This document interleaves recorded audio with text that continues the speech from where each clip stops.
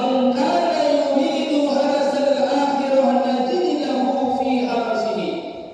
Barang siapa orang-orang yang kehidupannya di dunia ingin mencari keuntungan akhirat, maka dia akan diberikan oleh Allah tambahan, bukan hanya sesuai dengan apa yang dia tanam, akan tetapi Allah akan menambah keuntungan-keuntungannya.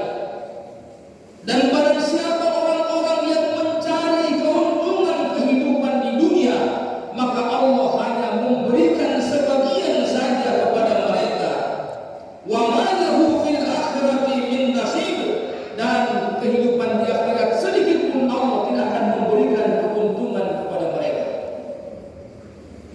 Hadirin sidang Jumat yang dimuliakan oleh Allah Subhanahu wa taala. Inilah yang terjadi dalam kehidupan kita. Di dalam kehidupan ini, manusia setiap waktu, setiap saat mengeluh tentang kehidupan. Kenapa terjadi keluhan dalam kehidupan manusia?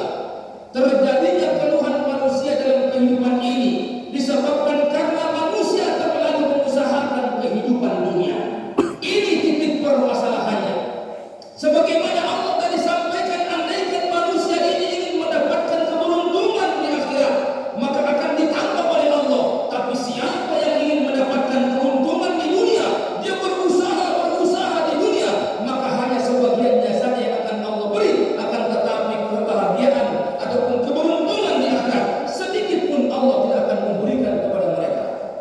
On pada sebuah titik permasalahan dan mengunur benda masak kita, benda macit uli, terlalu kita mengusahakan dunia, padahal Allah katakan kalau engkau mencari dunia maka hanya sebagian saja kuberikan kepadamu, tapi andaikan engkau mengusahakan akhirat maka dunia itu akan engkau dapatkan.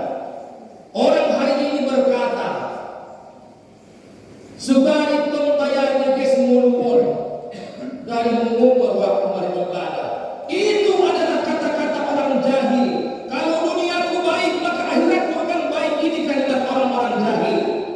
Tapi yang benar adalah siapa yang memperbaiki kehidupan akhiratnya, maka dunianya akan diperbaiki oleh Allah Subhanahu wa taala. Ada seorang ulama, seorang syekh dalam bayarnya, dia berkata, ada seekor burung yang terbang di atas, maka di bawahnya ada cahayanya, ada bayangannya. Maka ada seseorang mengejar daripada bayangan burung ini.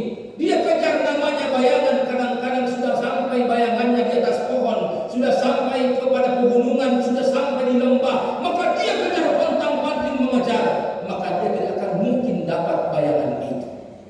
Tidak akan mungkin. Sampai kapanpun dia tidak akan pernah mendapatkan bayangan itu. Harusnya bagaimana? Tangkap burungnya, maka bayangannya pun akan dapat. Begitulah kita dalam kehidupan ini. Tangkap akhiratnya, maka dunia akan kita dapat. Tapi hari ini cara pikir kita adalah cari dunianya, akhirat akan kebahagiaan. Coba kita melihat ke belakang. Di zaman Rasulullah SAW ada sahabat Nabi yang bernama Sa'labah. Sahabat ini adalah hidup di zaman Nabi. Dia meninggal di saat Utsman bin Affan menjadi khalifah yang ketiga. Di satu saat dia sholat bersama Nabi. Maka setelah Nabi salam, maka dia pun pulang. Nabi bertanya kepada dia, "Salatmu wahai Sa'labah seperti orang munafik. Apa yang kau cari, apa yang kau kejar sehingga setelah selesai salat engkau langsung pulang?" Maka dia mengatakan, "Ya Rasulullah, andaikan aku ikut denganmu berzikir setelah sholat, maka istriku tidak akan sholat karena pakaianku hanya satu-satunya. Inilah pergantian saya dengan istri saya. Maka doakanlah ya Rasul agar Allah memberikan saya hati." Begitulah selanjutnya. Berulang-ulang dia meminta doa kepada Rasul. "Ya Rasulullah, doakanlah aku." Sehingga pada saatnya Nabi Shallallahu Alaihi Wasallam memberikan kepadanya satu pasang kambing, maka Allah Subhanahu Wa Taala mengaruniakan rezeki kepadanya, beranak seperti ulat-ulat. Kambingnya itu begitu banyak sehingga di kota sudah tidak bisa lagi. Akhirnya dia pindah kampung, kambingnya satu kampung penuh. Akhirnya dia jauh lagi sehingga sholat Jumat pun tidak sholat Jumat lagi. Ketika datang perintah zakat, maka Rasulullah SAW mengutus para sahabat, mintalah zakat kepada Sa'labah. Ternyata dia pun menolak untuk berzakat. Maka diturunkan oleh ayat bahwasanya zakatnya Sa'labah kepada Nabi tidak akan diterima oleh Nabi. Maka dia datang sendiri menghadap kepada Nabi, ya Rasulullah, ini zakat saya. Maka Nabi mengatakan Allah tidak menerima zakat. Setelah Rasulullah wafat, maka diangkat menjadi khalifah oleh Abu Bakar. Maka dia datang lagi kepada Abu Bakar. Maka Abu Bakar mengatakan, bagaimana aku akan menerima zakatmu, sedangkan yang mulia Rasulullah telah menolak zakatmu. Wafat Abu Bakar, datang Umar. Maka dia datang kepada Umar. Umar mengatakan, Rasulku yang mulia, junjunganku, pimpinanku, dan juga sahabatku yang paling mulia Abu Bakar telah menolak zakatmu. Bagaimana aku akan menerima zakat? Setelah itu berganti khalifah Utsman bin Affan sampai dia wafat. Sa'labah wafat, maka zakatnya tidak diterima oleh Allah Subhanahu wa Ta'ala. Dari mana orang mengatakan kalau saya kaya, kalau saya punya kehidupan yang baik, maka agama saya akan baik? Dari mana? Ini contoh di kehidupan Rasulullah SAW.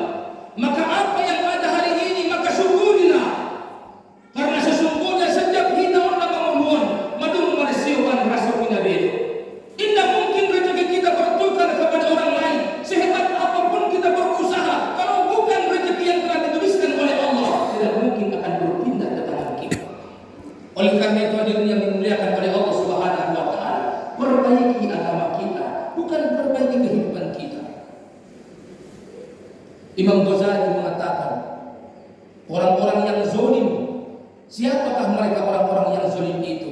Mereka yang memperbaiki rumahnya, memperindah jalan segala macam, memikirkan kehidupan dunia, tapi dia lupa memikirkan akhiratnya. Bagaimana